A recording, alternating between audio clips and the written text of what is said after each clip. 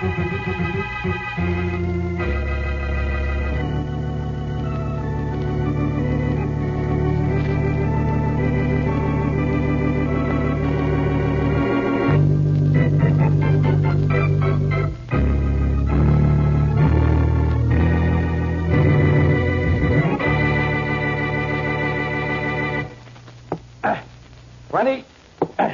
$30, and a bullseye of 100. 150 points. Let's see you do better than that with 3 dots, Monahan. Go ahead, toss them. 50, 30, on the line. Almost a bullseye, but it's only 75. What's 75, Inspector Faraday? Twice your IQ. Who said you could come into police headquarters, Blackie? Get out of here. Faraday, you've tried to escort me in here yourself a dozen times. What about it? Get out of here now, I'm warning you. One of these dots will go wild. How many points does it count if I catch it between the teeth? What do you want, Blackie? You, which shows how easy I am to satisfy. Okay. Monahan, get lost. We'll go on with our game a little later. I better be alone with this guy. Talkative guy, that Monahan. What do you want, Blackie? Come on, I'm busy. I've come down here to make you a very happy person, Inspector. Well, leave now, and you got what you came for. Now get away from that target. 30? On the line, Faraday. It's only 10. Ever hear of a guy named Bellows? No. 50. Lucky shot. Sam Bellows, a cripple. I never heard of him. Is that all you came down here for? 75. That's better. That's awful. I suppose you can do better? Than you? The answer is yes, no matter what you might be referring to. Give me the dot. 3 is all you get. Then you get moving, you hear? I think you'd better go down and see this Sam Bellows, Inspector. Oh, you do, and that's nice of you. Why? Because he's dead. Bullseye, that's 100. So he's dead, so what? So he probably died of natural causes. That's true enough. There's nothing unnatural about dying when you've been murdered. Bullseye, 100 points more. Bellows has been murdered? How do you know that? Come on, talk. Sure, Inspector. You see, I killed him. Bullseye.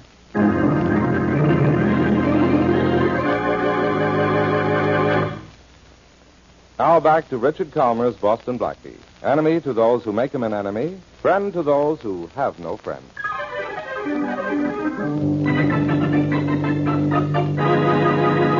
How many more times do I have to tell you, Faraday? I killed the guy. You expect me to fall for a story like that? I'm beginning to see why I have to solve so many cases for you. You won't even believe a confession. All right, Blackie. What's the trick? Faraday, someday you'll be arrested for impersonating a police officer. It's no trick. I tell you, I killed Sam Bellows. Where's the body? Now you're getting smart, Inspector. In an old brownstone house at the corner of West Boulevard and 110th Street. All right. I'll go have a look. You mean we'll go have a look? I'll go have a look. You'll go get lost. You're wanting to go with me is some kind of a gag, and I'm not falling for it. My, how times have changed. You're usually trying to catch me for doing something I didn't do. This time I confess to a murder, and you want to get rid of me. If you don't get out of here, Blackie, I'll arrest you for... I'll think of something. After you found Sam Bellows' body, Inspector, maybe a reason to arrest me will occur to you.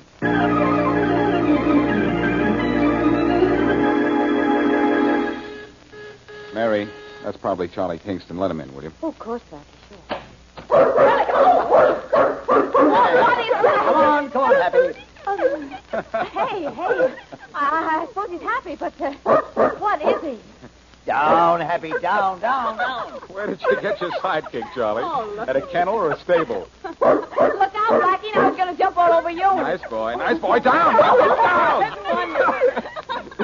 You're going to have my right arm just as soon as I'm through. Down, Happy. Good boy. Down. Oh, Charlie, what is that? A dog. If that's a dog, what's a horse? I'll admit he's a little large, Blackie, but he's harmless.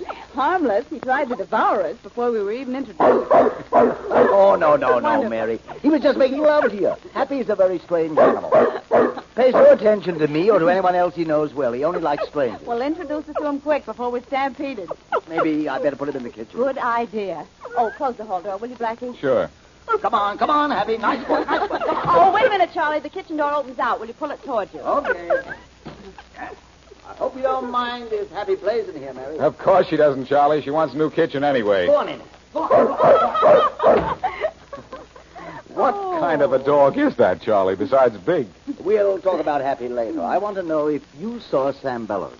His house is impossible to break into, and he wouldn't see me in any normal way, so I went to Inspector Faraday and told him I had killed Bellows. What? Blackie. Don't worry, he didn't believe me. He wanted to investigate, but he wouldn't take me with him, so that idea is wasted. Maybe you went too far. Can't we talk about something besides murder just before dinner? I'm sorry, Mary. Oh, well, this is just before dinner, isn't it? Forgive the delay, Mary. You can have anything your heart desires at any restaurant you name. Oh, wonderful. What are we waiting for? Charlie, isn't a girl in love supposed to lose her appetite? Well, that's the way I always heard it. Mary, how you must hate me.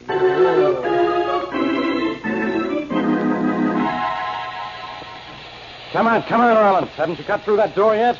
Come on, what's holding you up? This is just an acetylene torch, Inspector Faraday, not a 20-millimeter tank gun. And this is a steel door. Yeah. Now I know why Blackie gave me that cock and bull story about killing this guy, Bellows. Why? There's probably no such guy as Bellows. We rang every bell we could find, and nobody answered. And why did Blackie say he killed him? There's something in this house Blackie wants, and he figured he could steal it right under my nose once he got inside. What made him think you'd get him in? He knows I'd chip my way barehanded through a brick wall to pin something on him. Maybe nobody answers the door on account of everybody inside is dead. Maybe Blackie wasn't lying. All right, that'll be enough out of you, Roland. Keep busy with that blowtorch. I want to... There she is, Inspector. Now we can walk in. Door hasn't been opened for a while. Well, somebody lives here, all right. There's a light at the end of the hall. Spooky, John. You've been to too many movies. Hey, look, that's somebody. Hey, you! Didn't hear you. Hey, you! Guy's either deaf or dead. I told you saw too many movies. Hey, you! Just keep walking down the hall. Well, he's not dead anyhow. Maybe he's a zombie. You've been to the movies once or twice yourself, Inspector. Come on, let's go after him. Hey, you! What's the matter? Can't you hear? Hey, wait a minute, you. Grab him, Rollins. I got him. What are you looking so startled for? We called you. Hey, Inspector, I was right. Guy's dead. I guess you're right. Hey, you. Can't you talk? Look, like this. I move my mouth. Talk. Deaf and dumb, Inspector. I got it. Give me a pad and pencil. Sure. I'll write notes to this guy, and he can write back to me. Here. What if he can't write? Then I'll make him your boss. Get lost, will you, Rollins? Have a look around and see what's in the rest of the house. Sure. All right. You and I are going to have a little spelling bee. Can you write? No, never mind. I'll just write out a question and see if you can write the answer. Does Sam Bellows live here? Now take a look at this. Well, I hope a nod means yes. You'll have to write this answer, though. Who are you? Here, now you write. I am the maintenance man, but I know nothing. You want to see Frank Lewis, Mr. Bellows' financial advisor, or Larry Addington, his nephew. Okay, I can remember that. Don't look so pained. I'll pick the paper up off the floor before I leave. Hey, Inspector Faraday. What's the matter, Rollins? Come here, quick. Okay. I don't leave here, you. As if you could hear me. What's up, Rollins? There's something that ought to be sort of interesting, Inspector. Well, Blackie's confession was the truth, huh? Sam Bellows, sitting in his big red wheelchair with a knife in his chest. Sort of dead, too. Sure is. And I've got Blackie sort of dead, too. Right.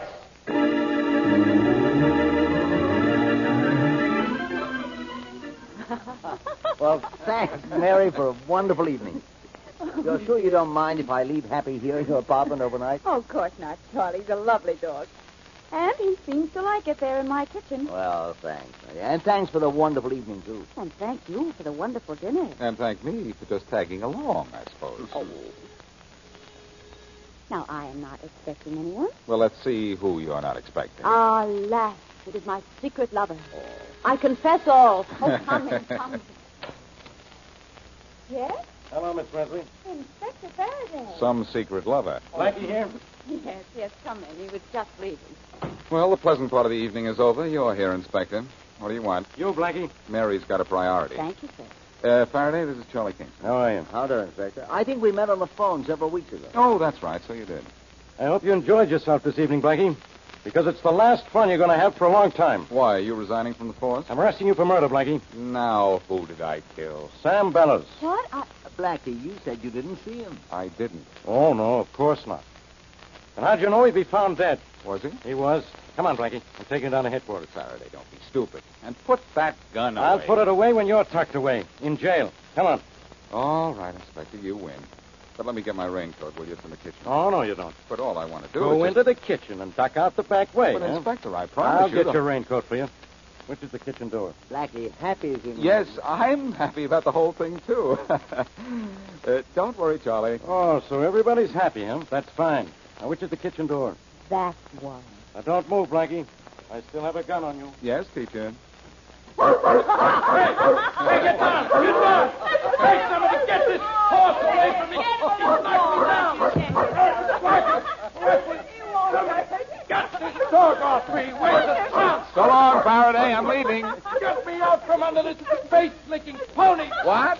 So you can arrest me for murder, huh? Nothing doing. I'm leaving, Faraday. But I've got an idea, though. Fight him. At least that's news.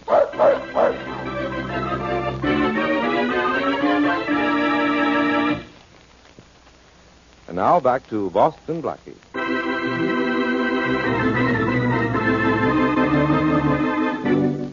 For a reason he chose to keep to himself, Charlie Kingston, Blackie's millionaire friend, asked Blackie to do anything in his power to see and talk to a man named Sam Bellows.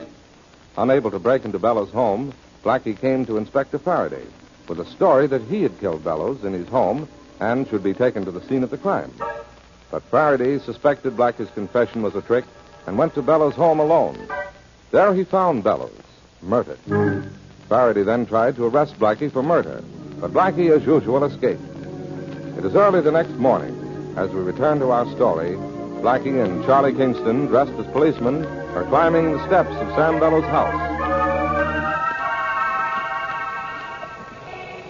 Are you sure we'll get by the policeman at the top of the stairs? Look at your clothes. We're policemen, too, remember? Mm-hmm.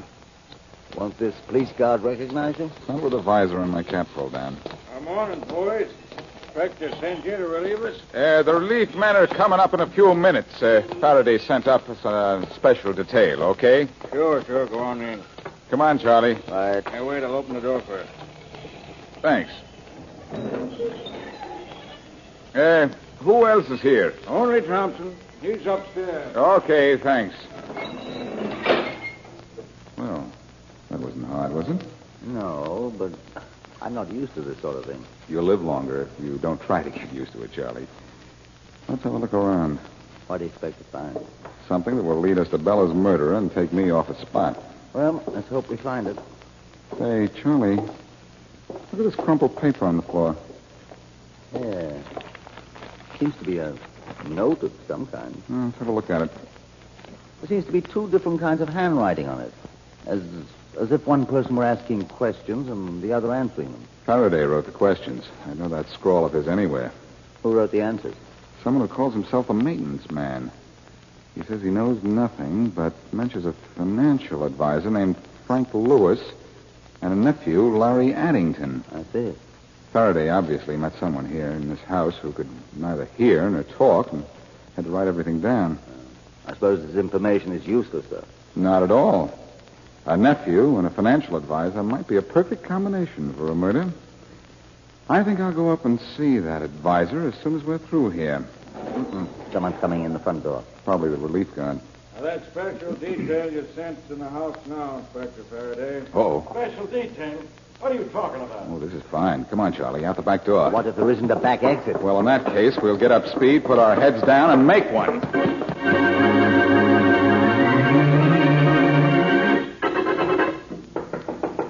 Yes?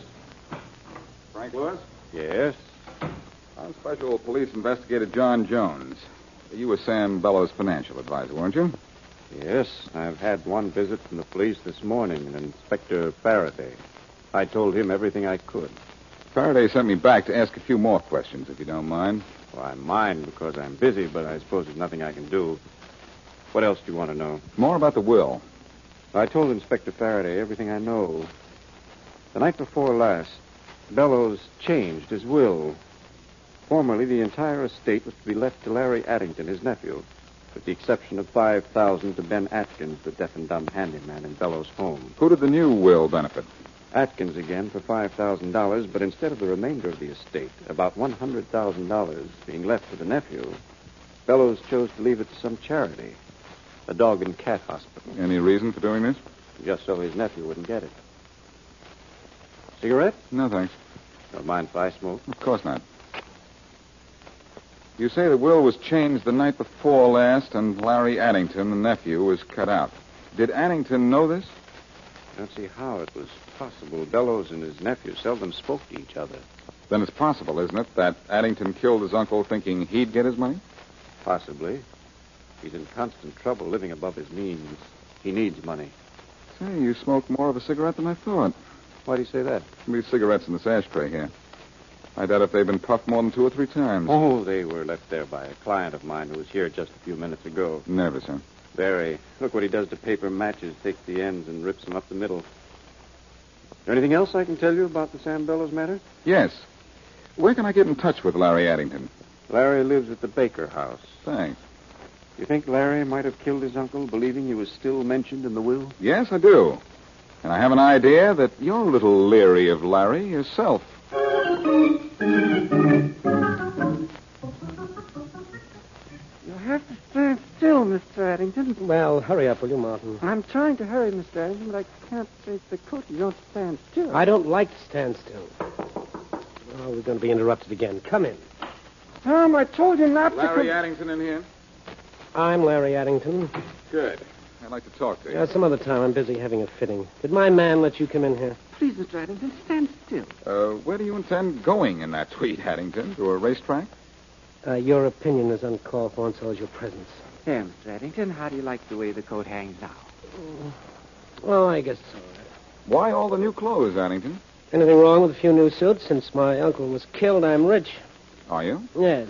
I want to look the part of a man who's just come into a fortune. Well, look the part if you want to, Addington, but you haven't come into a dime. Wait till you read the paper. Wait till you read the will. My uncle left his money to me. Mr. Martin. Yes? Don't just stand there. Don't have all day. Oh, I was interested in this man's remark about your uncle's will. What remark? Well, forgive me, but he said... I said Addington here was completely cut out of his uncle's will. What? That's not true. I saw my uncle's will last week. Well, you should have seen it last night or the night before last, just before he was killed.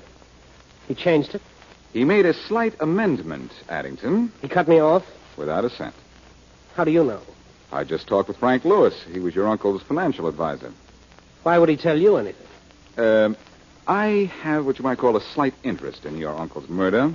You aren't suggesting that If someone had suggested to you that your uncle was going to change his will, you might have killed him before he had had a chance to change it. I didn't know his will was going to be changed. That'll be hard to prove. Well, just try to prove I killed him. You know something, pal? That's exactly what I'm going to do.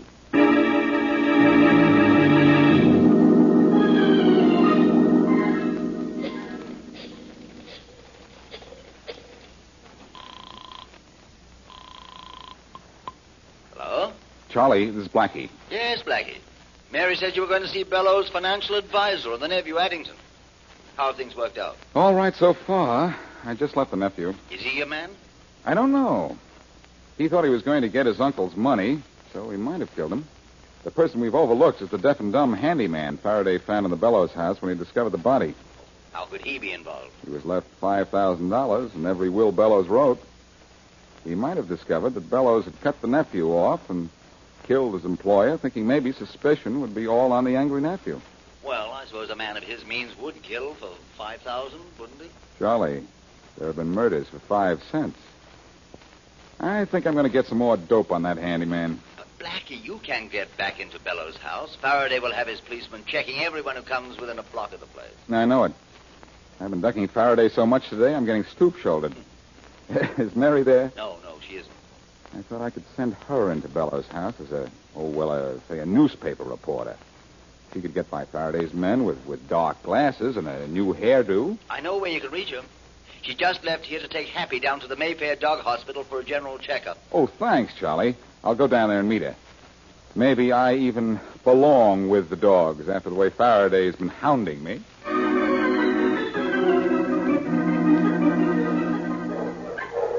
Something I can do for you, sir? Yes. Is there a young lady here with a rather large dog? She brought him in for a checkup, I think. No, there isn't. This is the Mayfair Animal Hospital, isn't it? Yes, it is. Well, I guess I got here too soon. Mind if I wait? No, not at all. Is there a chair or a bench around Perhaps here? you'd like to wait in my office. Oh, thanks. This way. Think that chair will be comfortable? Thank you. No, I think I've seen your picture in the papers. Strange what papers will do for news sometimes. Yes, you certainly look familiar. I'm Seth Peters. Cigarette? No, thanks. Mind if I smoke? Not at all. There isn't by any chance another Mayfair Animal Hospital in town, is there? Not that I know of. Mary and Happy must have been delayed on the way down here. What'd you say? Nothing. Oh. Do you, always do that? Huh? Do what? Take those matches and tear them. Nervous habit. I try to break it, but I can't. Oh, I see. Would you mind pushing the ashtray over this way? Of course not. I'll put this cigarette out. How's your friend, Frank Lewis? Who? Frank Lewis, the financial advisor. I don't know any Frank Lewis. Why do you ask? That cigarette of yours makes me ask. My cigarette? Something wrong with it? Why, no. You put it out rather suddenly. Oh, I never take more than 3 or 4 drags. And you don't know Frank Lewis? Oh? Does he have the same habit? No, but you're lying when you say you don't know him. He has a client who does the same thing with matches and cigarettes. You. Well, no. Here. Lewis said Sam Bellows left his money to a dog and cat hospital. I think if I looked at Bellows' will, I'd find that it was, this place of yours. I don't know about that. You said you didn't know Frank Lewis, yet you were up in his office this morning. It's not true. The ashtray in his desk was filled with torn matches and cigarettes barely smoked. You own this place? Yes, I do. That doesn't mean a thing. It means plenty. It means you killed Bellows for his money and then went to Lewis to collect. The fact that he denied you'd been there makes him part of the scheme. Just because I own this place, you think I killed Bellows, huh? It'd be worth your while. Well, I don't own this place. I merely front for the man who does. All right, who's the real owner? Frank Lewis, he's the man you want. Didn't even know Bellows was dead until Lewis called me to his office this morning. Come on, Peters. You're going down to police headquarters. But I tell you, I didn't kill anyone. Lewis did. He forced Bellows to change his will night before last, then killed him. Set that story to music, Peters, because when we get to police headquarters, you're going to sing.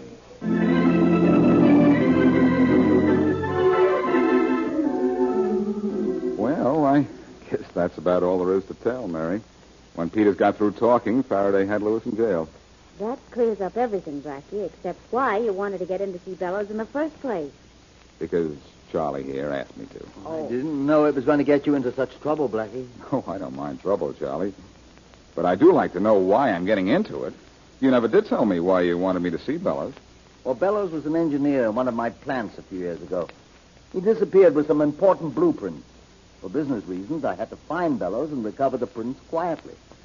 I thought it would be best to come to you. Well, we certainly had a quiet time of it, didn't we? Hey, let's not forget that Charlie's dog helped solve this case. Yes, I suppose Happy did have her share in this, didn't he? Sure. I think Inspector Faraday should give Happy a medal. Or make him a member of the force. Oh, Blackie, don't be silly. How could Happy be a police dog? He doesn't even begin to look like one. Secret Service. Ooh, yikes.